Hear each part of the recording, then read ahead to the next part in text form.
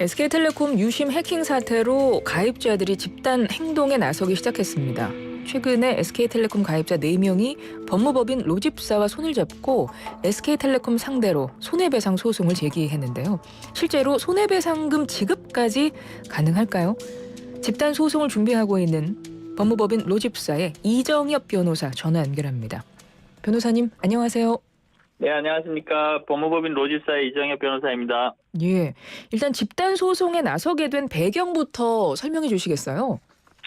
예, 집단 소송 하게 된 이유는 이제 개인정보가 사실은 점점 너무나 이제 중요한 자산이자 이제 무기화까지 되고 있는데요. 지금까지의 개인정보 유출에 너무 미온적으로 대응하다 보니까 이제 예전에 있었던 주민등록번호나 전화번호가 이미 많이 유출된 상태에서 그 최종적인 그 단말 정보까지 유출돼서 지금 전 국민의 피해가 잠재적인 피해가 너무 중하게 됐다는 생각 때문에 어떻게든 책임을 묻고 재발을 방지하기 위해서 집단 소송을 준비하게 됐습니다. 적은 금액이라도 실제 손해배상 판결이 가능하다고 보세요? 예전에는 최초의 2011년도에 이제 싸이월드 해킹 사건 때는 한 대법원 판결까지 7년 반 정도 걸렸는데요. 그때 손해 입증이 없다. 그러니까 잠재적인 손해만 있을 뿐 손해 입증이 없다라고 기각했는데 그 이후로 법을 바꿨습니다. 그래서 손해가 없다고 하더라도 개인정보보호법상에 이제 도난이나 유출, 위조, 변조가 되면 300만 원 이하에서는 법원에서 법정으로 여러 가지 사정을 참작해서 그냥 실제적인 손해가 없다고 하더라도 배상을 하도록 법을 바꿔놨기 때문에 충분히 배상을 받을 수 있을 거라고 생각하고 있습니다. 그렇군요. 그러면 쟁점을 하나씩 보겠습니다. 아직까지는 유심 해킹과 관련해서 금융피해가 발생한 사례는 없는 것 같아요. 아직 나온 것 같진 않습니다. 그렇죠? 확인된 건 없는 것 같은데요. 네네. SK, 네, 말씀하세요. 근데 이미 지금 이제 사람들이 좀 잘못 생각하고 있는 게 뭐냐 하면 단말 정보라든지 고객 정보만 털린 게 아니냐 이렇게 생각할 수 있는데 이미 성명 정보, 그다음에 전화번호, 주민등록번호 같은 그런 다른 정보들이 많이 시장에 지금 정보가 유출된 상황입니다. 그런 이 유출된 정보하고 단말 정보가 만약에 결합되게 되면 지금하고는 생각하지 못한 어떤 피해가 발생될 우려가 있는데 병으로 치면 일단 감염이 됐는데 아직 잠복 상태이지 이게 지금 감염이 안 되었다라고 이렇게 볼 수는 없는 상황입니다. 이제 그런데 이제 법에서는 보통 어떤 정확한 피해 사실이 확인되고 나서 그래야만 이게 손해배상도 가고 이런 경우가 아무래도 이제 많다 보니까 현재상으로는 실질적으로 금융피해 어떤 돈적인 부분에서 피해가 발생한 게 없는 상태에서도 이게 네. 가능하다 이렇게 보시는 거네요. 예, 그래서 개인정보보호법 39조의 2가 2015년에 생겼는데요. 네. 그러니까 그 전에 생긴 판결에서 이제 손해를 입증을 못했다라고 해서 이제 원고들의 청구가 기각되니까 이거 좀 문제가 있다라고 해서 손해가 입증이 없다고 하더라도 이제 개인정보가 유출된 것만으로도 손해가 아직 발생이 안 됐다고 하더라도 정신적인 손해는 이미 발생됐다고 보아서 300만 원 이하에서는 손해배상을 해줘야 된다. 이렇게 지금 입법적으로 어느 정도 손해 배상을 할 수 있는 근거가 마련되어 있습니다. 그러니까 실제 금융피해가 없더라도 정신적 피해가 인정되면 손해배상 가능하다는 판례가 있다는 얘기네요. 네, 이제는 아마 그렇군요. 그 법에 기해서 근데 이제 금액이 한도가 있는 거죠. 300만 원 한도로 되어 있고요. 근데 만약 나중에 그 법에 보이스피싱 등으로 개인정보 유출로 인해서 5천만 원, 1억이 이렇게 만약에 좀 피해를 입었다라고 하면 네. 300만 원 청구하다가 사실심 변론 종결 전에 이제 5천만 원 정도 피해를 입었습니다라고 청구를 변경할 수 있다라고 아예 법으로 규정을 하고 있습니다. 그래서 개인정보법 이제 39조의 이 2항 사망인데요. 이 부분에 대해서는 뭐 네이버나 아니면 구글에 검색해 보시면 알 수 있을 겁니다. 그런데 만약에 예를 들어 SKT 가입자가 나중에 뭐 보이스피싱이나 이런 걸 통해서 실질적으로 금전 피해를 입었어요. 네네. 그런데 그 금전 피해가 이번에 SK텔레콤 측에서 유출이 된 그 가입자들의 정보가 유출됐기 때문에 그것으로 인하여 보이스피싱 범죄를 당했다라는 그 사이의 그 과정, 연결고리를 입증해야 되는 거 아닌가요? 그럴 경우에는.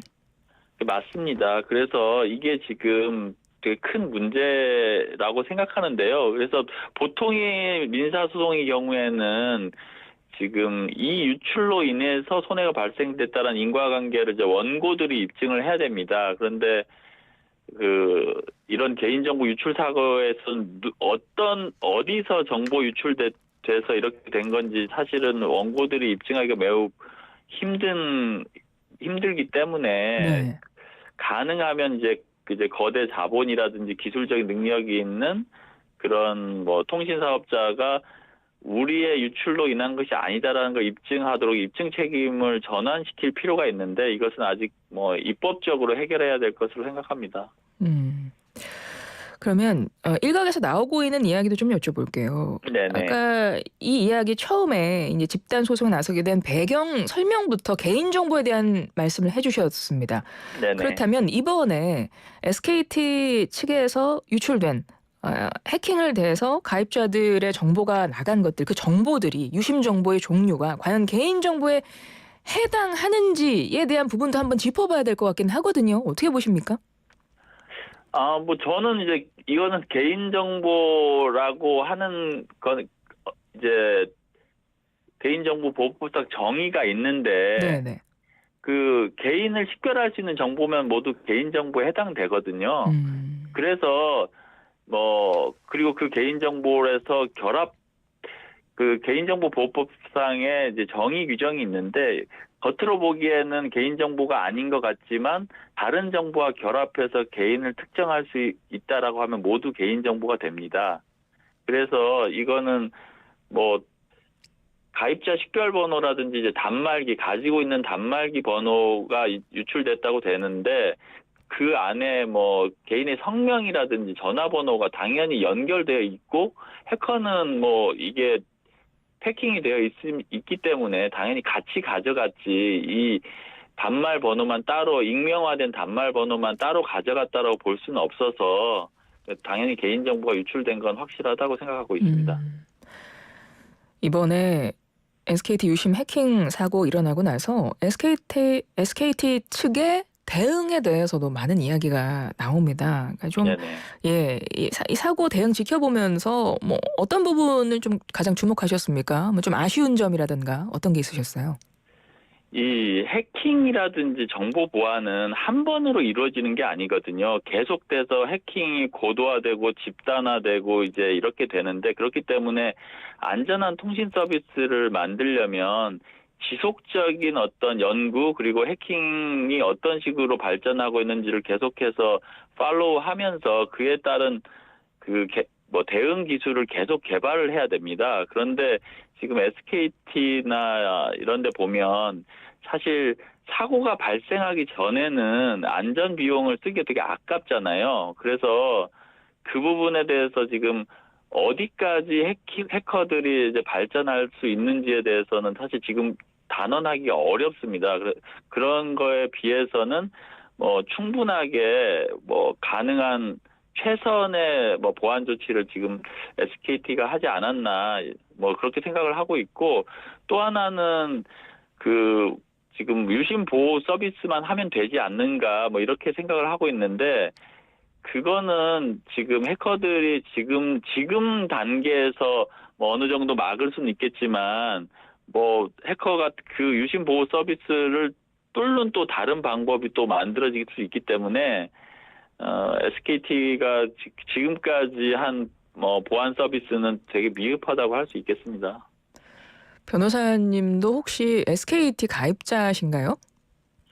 저는 아니고요. 지금 저희 법무법인에 있는 변호사님들이 이제 많이 이제 가입하에 있는데 SKT에 대해서 당장 어떻게 지금 그러니까 인증을 해야 될 게 전화번호 인증이 되게 많은데 네. 인증이 안 되니까 되게 불편하고 또 이제 업무 시간 쪼개서 이제 유심을 바꿔야 되겠다 해서 갔는데 이제 바꿀 수가 없는 상황이라고 해서 저희도 좀 난감해하는 경우를 많이 봤습니다. 사실 저는 SKT 가입자입니다. 그래서 아, 그 유심 보호 서비스 가입을 했어요. 근데 문자가 네, 왔어요.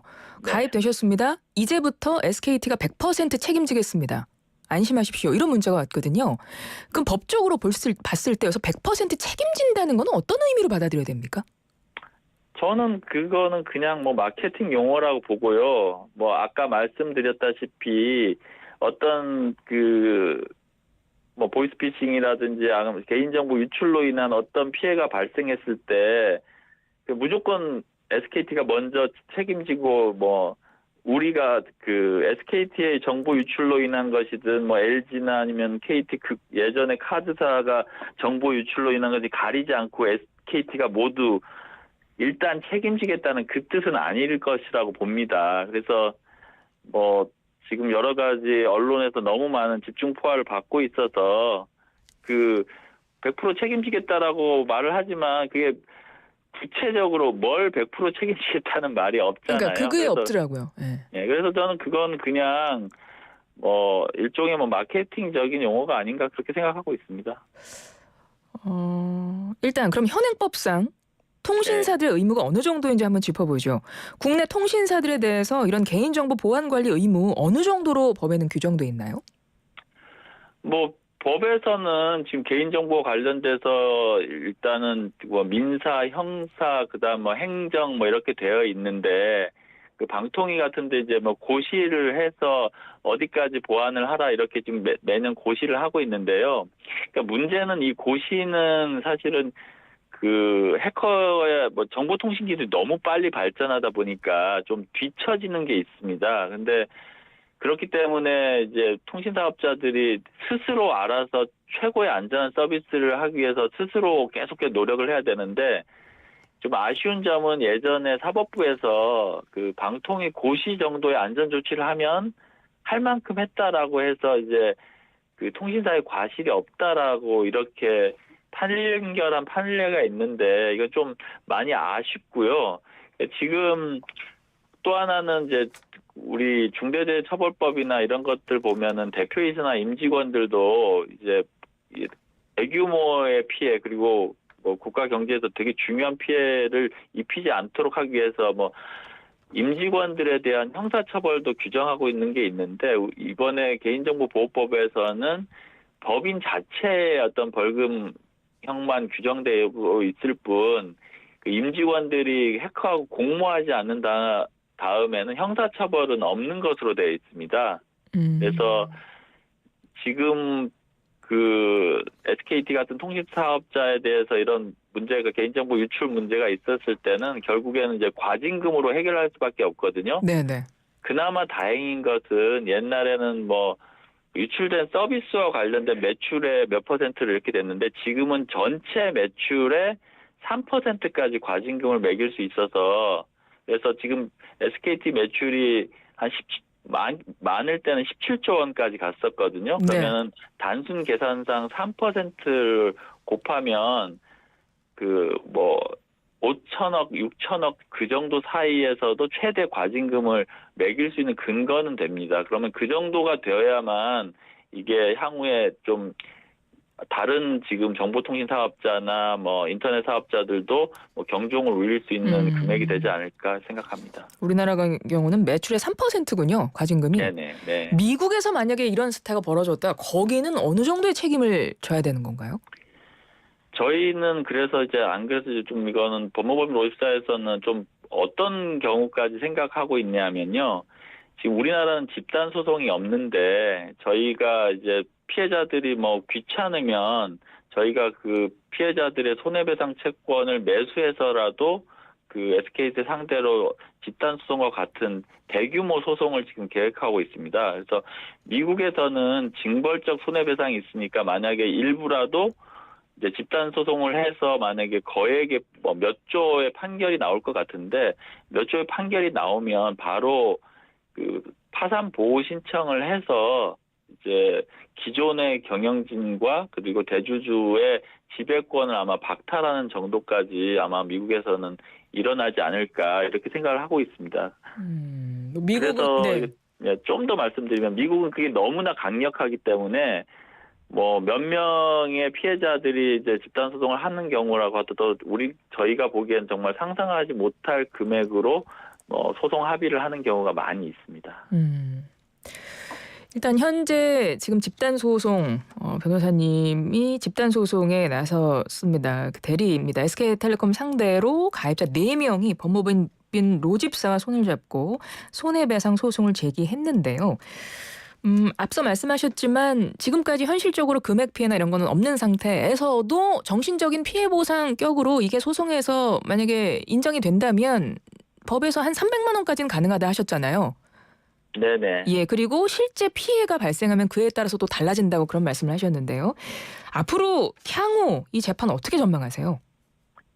저는 이제 이게 너무 이제 2,500만 명이 알뜰폰까지 합치면 2,500만 명인데 이 가입자가요. 사람들이 네. 모두 다 소송을 통해서 권리 구제를 받는다는 것은 너무 이제 말이 안 되는 이제 비효율이거든요. 그래서 아마 어느 정도까지는 이제 소가 제기되면 그 다음 가장 빨리 선고하는 판결이 있으면 그 판결을 이제 다른 1심 판결들은 기다릴 거라고 보고요.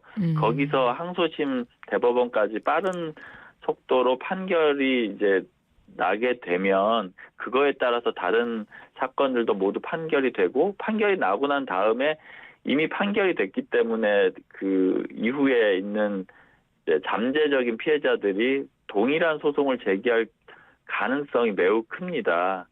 그래서 이런 경우까지 좀 고민을 해보면 저희는 이제 만약에 소송인단이 10,000명을 넘으면 채권자, 피해자 주도로 SK 상대로 채권자 주도의 회생 신청을 홈플러스 사태처럼 그렇게 할 생각도 가지고 있습니다. 예, 앞서도 싸이월드 사례를 말씀하시면서 과거 개인정보 유출 판례들 보면 소송 결과 나오기까지 꽤 걸렸잖아요. 앞서 그 7년이라고 말씀하셨잖아요.